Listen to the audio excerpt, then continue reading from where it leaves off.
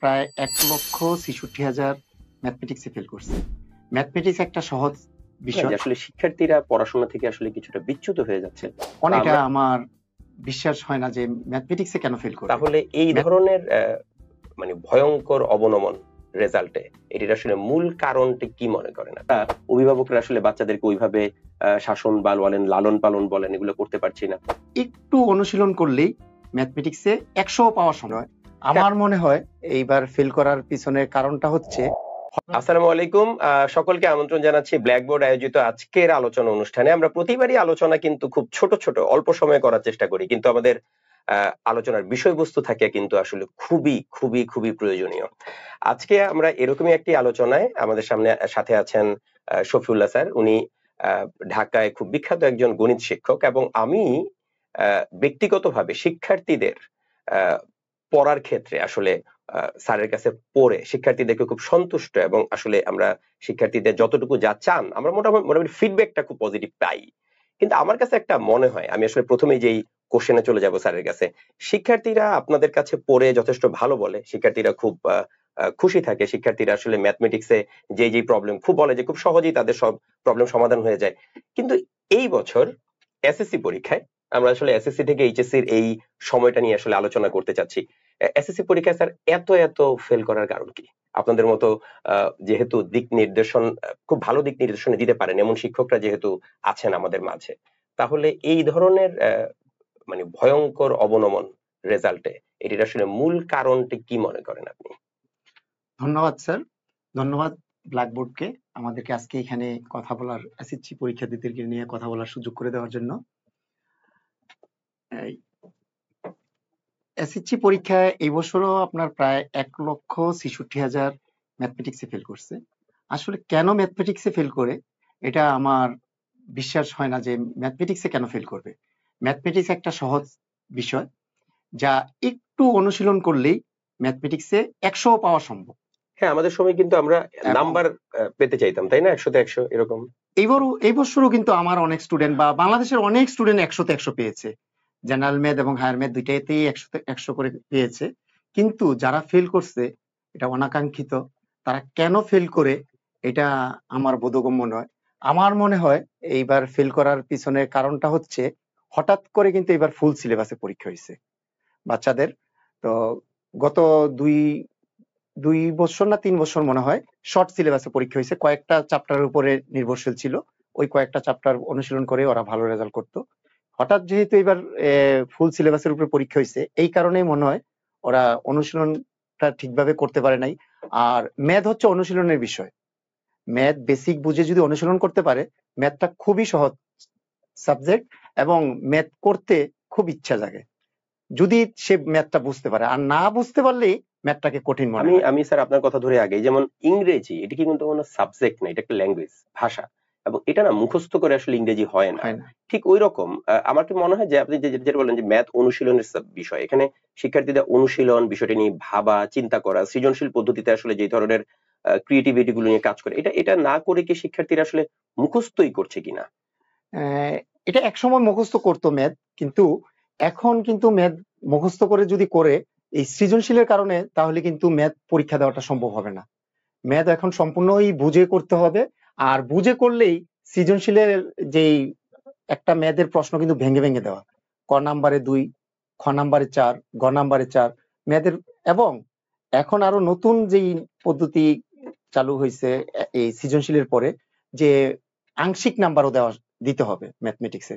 এটা কিন্তু আগে ছিল না। যেমন একটা জ্যামিতির যদি আপনার শুধু চিত্রটাও এঁকে দিয়ে আসে, ৪ মার্কের মধ্যে সে ২ মার্ক পাবে। হ্যাঁ, তো এই জন্য কিন্তু ম্যাথমেটিক্স এখন পাস করা বা ম্যাথমেটিক্সে ১০০ পাওয়াটা খুব সহজ হয়ে গেছে। নাম্বার পাওয়ার আসলে অনেক রিস্ক, মানে সেক্টর আছে, এখন শিক্ষার্থীদের আসলে এখানে অ্যান্সার করাটা জরুরি। আসলে কি মানে আমার মনে হয় স্যার, শুধু ম্যাথ না, ম্যাথে আসলে ফেলটা এবার অনেক বেশি দেখে হয়তো আমরা শুরু করেছি এটা দিয়ে, অথবা আপনি গণিত শিক্ষক দেখে হয়তো ম্যাথটা আমরা আগে নিয়ে এসেছি। কিন্তু গণিত তো আসলে সব সাবজেক্টের সাথেই রিলেটেড, যেমন ফিজিক্স করতেও ম্যাথ লাগে, কেমিস্ট্রি করতেও ম্যাথ লাগে।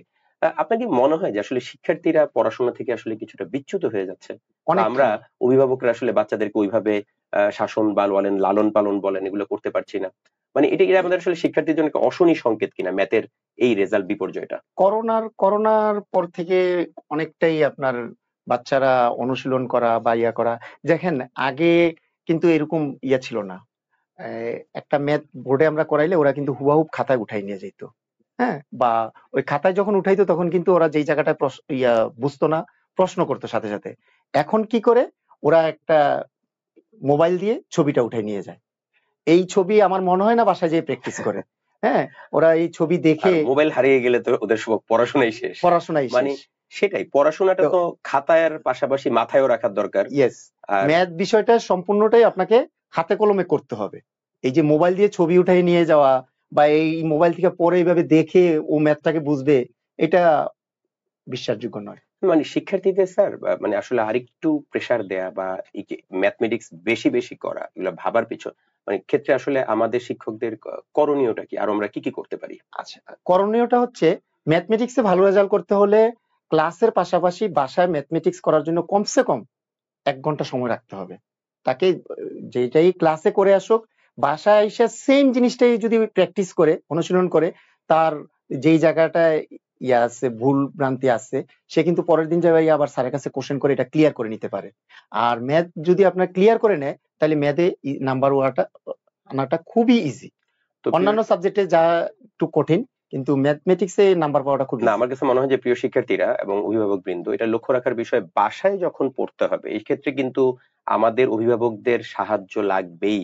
একটা শিক্ষার্থী বাসায় কি করছে, কিভাবে আসলে সময় ব্যয় করছে, একটা শিক্ষক অবশ্যই প্রেসার দিবেন, উনি পরবর্তী দিন চেক করবেন, কিন্তু অভিভাবকদের ওই বিষয়ে সচেতন থাকাটা খুব জরুরি। একজন শিক্ষক একা একটা শিক্ষার্থীকে নিয়ে খুব বেশি দূর আগাতে পারবেন না যদি আমরা অভিভাবককেও তার মানে সমানভাবে পাশে না পাই। ম্যাথমেটিক্স এর আসলে বেসিকটা তো খুব ছোট ক্লাস থেকে শুরু হয়। জি, এখন ছোট বাচ্চাদেরকেও আমরা আসলে এই সেক্টরে কতটুকু আগ্রহ করতে পারি? যেমন আগে আমার মনে আছে যে চকলেট দিয়ে অঙ্ক ছিল, গাছে পাখি থাকতো, এই পাখি দিয়ে অঙ্ক হতো। আমার মনে হয় যে মানে এগুলো একটু জীবনধর্মী ছিল। তো বর্তমান কারিকুলামও তো কিছুটা হাতে কলমে শেখার দিকেও আসলে মনোযোগ দিচ্ছে। ছোট বাচ্চাদের সময় থেকেই আসলে আমরা কিভাবে আসলে ওদেরকে একটু আগ্রহী করতে পারি হ্যাঁ, নতুন ম্যাথের পেছনে? কারিকুলামটা কিন্তু আপনার তাই করছে। ওই যে বিভিন্ন ম্যাথমেটিক্স এর ভিতরে কিন্তু এখন রং করা ঢুকাই ফেলছে। হ্যাঁ, আপনার ভগ্নাংশের যোগ বিয়োগ গুণ ভাগ এগুলি কিন্তু আগে আমরা এভাবে কি শুধু হিসাব হিসাব করে করে করতাম। করতাম, এটা ওরা আর একটু হাতে এখন কলমে করতে কিন্তু পারছে। মনে করেন আপনি 4 ভাগের 3 ভাগ, 4 ভাগের 3 ভাগ কিভাবে হইতো অনেক বাচ্চারাই বলতে পারতো না। আর এখনকার নতুন কারিকুলামে একটা আয়তক্ষেত্রে এঁকে এটাকে 4টা ভাগ করে 3 ভাগ রকম করবেন। তার মানে কি, ও একটা জিনিসকে 4 ভাগ করে 3 ভাগ নিল। এটা কিন্তু খুব সহজে বুঝে যাচ্ছে। এটা কিন্তু আগে কিন্তু 2-4 জন ব্যতীত কিন্তু বলতে পারতো না যে 4 ভাগের 3 ভাগ জিনিসটা কি। মানে একটা কলাকে 4 ভাগ করে 3 ভাগ নিবে একজন, আরেকজনকে 1 ভাগ দিবে। হ্যাঁ, এই জিনিসটা এগুলো হাতে তখন কলমে তখন শেখা এভাবে সম্ভব। বলতে হইতো। নতুন কারিকুলামের অনেক কিছুই ভালো, কিন্তু আমার হ্যাঁ, কাছে এটা আমার পার্সোনাল মতামত, আমার মনে হয় শুধু পরীক্ষা পদ্ধতিটা অ্যাড করলেই এটা শিক্ষার্থীদের জন্য অনেক সহায়ক হতো। কারণ একটা শিক্ষার্থী পরীক্ষা নাই, একটা শিক্ষার্থীর প্রতিযোগিতা নাই, ও নিজ আগ্রহে ঘরে বসে পড়বে। আমি জানি না এই বিষয়টা এখনো আমাদের আসলে ওই রকম মানসিকতা শিক্ষার্থীদের ভিতরে আমরা তৈরি করতে পেরেছি কিনা। এবং অনেক ক্ষেত্রে হয় কি যে প্রতিযোগিতা, পড়ার একটা প্রেসার, এগুলো অনেক ক্ষেত্রে এগিয়ে যেতে সহায়ক হয়। বাকিটা আমাদের এই বিষয়ে নীতি নির্ধারক যারা আছেন তারা এই বিষয়ে ভালো বলতে পারবেন। তো স্যার আমরা আসলে কি কি আহ, উপায় অবলম্বন করলে এটা আসলে আমাদের অনলাইন প্ল্যাটফর্ম গুলো আছে, অফলাইন প্ল্যাটফর্ম আছে, কি কি উপায় বা কি কি অ্যাক্টিভিটিস গুলো আমরা হাতে নিলে আগামী বছর আবার আপনার সাথে যখন আমরা একটা আলোচনা করব তখন শিক্ষার্থীদেরকে আমরা একেবারে গণিতে অনেক বেশি পাস এরকম পেতে পারি? আপনার কাছে কি মনে হয় 1 বছরে আমরা কি কি কাজ করতে পারি? দেখেন, এসএসসি পরীক্ষার্থীদের জন্য গণিতে ভালো রেজাল্ট করার জন্য কিন্তু অত বেশি পড়তে হয় না। আমাদের এই কয়েকটা চ্যাপ্টার আছে, এই চ্যাপ্টার গুলিকে যদি ভালোভাবে প্র্যাকটিস করে, তাহলে কিন্তু ওরা 100-তে 100 পাওয়ার সম্ভাবনা। হ্যাঁ, এই কয়েকটা চ্যাপ্টার আমি একবারে নাম ধরে ধরে বলে দিতে পারবো। এই কয়েকটা চ্যাপ্টার প্র্যাকটিস করলে ওরা 100-তে 100 পাবে। হ্যাঁ, যেমন আপনার জেনারেল ম্যাথে অনুশীলনী 3, হ্যাঁ, তারপরে অনুশীলনী 2, 3, 4, তারপরে হচ্ছে আপনার 11, 13। বীজগণিতের জন্য এই কয়টা চ্যাপ্টার যদি প্র্যাকটিস করে, বীজগণিতে 30-এ 30 পাবে। এই কয়টা চ্যাপ্টারই, আর অন্য কোনো চ্যাপ্টার না ধরলেও ওরা 30-এ 30 পাবে।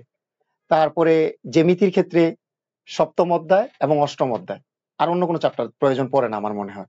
এই সপ্তম অধ্যায় অষ্টম অধ্যায় যদি ওরা প্র্যাকটিস করে, জ্যামিতিতেও 20-এ 20 পেয়ে যাবে। তারপরে ত্রিকোণমিতি 9.1 9.2, মানে নবম অধ্যায়টা প্র্যাকটিস করলেই এনাফ। 16 অধ্যায় না ধরলেও হবে আমার, কারণ আমার ত্রিকোণমিতি এবং পরিমিতি দুইটা কিন্তু একসাথে ইয়া থাকে। যদি আমি নবম অধ্যায়টাই ভালো করে প্র্যাকটিস করতে পারি, তাহলে ত্রিকোণমিতি থেকে কিন্তু আমার আনসার চলে আসতেছে, পরিমিতি না করলেও হয়। এত এত সহজ ব্যবস্থা। আর হচ্ছে পরিসংখ্যান, আপনার 17 অধ্যায়টা, এই কয়েকটা চ্যাপ্টার করলেই কিন্তু 100-তে 100 পাওয়া সম্ভব। এত এত সহজ একটা আসলে উপায় বলেন, বা আসলে অনেক বেশি কষ্টকর না? মানে আমার কাছে মনে হয় কি এটাও কি আসলে হচ্ছে যে শিক্ষার্থীরা আসলে সঠিক দিক নির্দেশনা পাচ্ছে না, অথবা ওদেরকে আসলে সব করানোর নামে, বেসিক দেওয়ার নামে আসলে আমরা কোনো শিক্ষার্থীদেরকে বেশি বোঝা চাপিয়ে দিচ্ছি? আচ্ছা, সব করানোটা ঠিক আছে, ইন্টারমিডিয়েটে যে সব করাইলে অনেক ভালো হবে, কিন্তু সকল স্টুডেন্টকে সব করানোটা ঠিক আমার মনে হয় না। হ্যাঁ, যারা নিজে থেকে নিতে পারে তাদেরকে সব করানো ঠিক আছে, কিন্তু যারা পড়াই তারা তো জানি কারা একটু দুর্বল, তাদেরকে আগের থেকে এইগুলি যদি আমরা বেছে বেছে বলে দিই, তুমি এই চ্যাপ্টার গুলি করো, তাহলে তোমার রেজাল্টটা ভালো হবে, এবং তুমি এইভাবে অনুশীলন করো, ওদের ওই চ্যাপ্টার গুলির বেসিক জিনিসগুলি যদি আমরা তুলে ধরে দিই, তাহলে আমার মনে হয় জিনিসটা ইজি হয়ে যায়। তো প্রিয় শিক্ষার্থীরা, আজ আমরা আর খুব বেশি আলোচনাটা দীর্ঘায়িত করব না। আমাদের আলোচনার মূল বিষয়টা ছিল যে নট অনলি ম্যাথ, আসলে বিভিন্ন সাবজেক্টে শিক্ষার্থীরা যে কোনো কারণে রেজাল্ট খারাপ করে, সেই ক্ষেত্রে আসলে আমার মনে হয় যে সঠিক দিক নির্দেশনা, ওই বিষয়ে যিনি দক্ষ, যিনি জানেন আসলে ওই বিষয়টির মধ্যে উঁচু নিচু কি কি দিক রয়েছে, কোথায় আসলে আমরা কিভাবে হোঁচট খেতে পারি, এই বিষয়গুলো আমার মনে হয় এই ধরনের শিক্ষকদের সান্নিধ্যে থাকা একটি বড় বিষয়। পাশাপাশি শিক্ষার্থীদেরও বাসায় পড়ার পরিমাণটি বাড়াতে হবে, অভিভাবকদের সাহায্যের দরকার, এবং আমরা কেউই চাই না আমাদের সন্তানদের এই ধরনের রেজাল্ট হোক। এই ক্ষেত্রে অনলাইন প্ল্যাটফর্ম, শিক্ষক, স্কুল, সবারই এই ব্যাপারে দায়িত্ব রয়েছে। এবং আমার মনে হয় যে আমাদের এরকম অভিজ্ঞ শিক্ষকদের পরামর্শ নিয়ে ব্ল্যাকবোর্ড সহ বিভিন্ন শিক্ষা কার্যক্রম, নট অনলি অনলাইন অফলাইন, সবারই তাদের পদ্ধতির মধ্যে পরিবর্তন আনা উচিত, যেন আমরা শিক্ষার্থীদের জন্য একটি সুন্দর ভবিষ্যৎ, সুন্দর রেজাল্ট এগুলো তৈরি করতে পারি। তো আজকে এতটুকুই। ব্ল্যাকবোর্ডের সাথেই থাকো, এবং দেখা হবে পরবর্তীতে অন্য কোনো শিক্ষক, অন্য কোনো দিক নির্দেশক যারা চমৎকার কোনো একটি গাইডলাইন নিয়ে আমাদের সামনে হাজির হবে। সবাইকে ধন্যবাদ।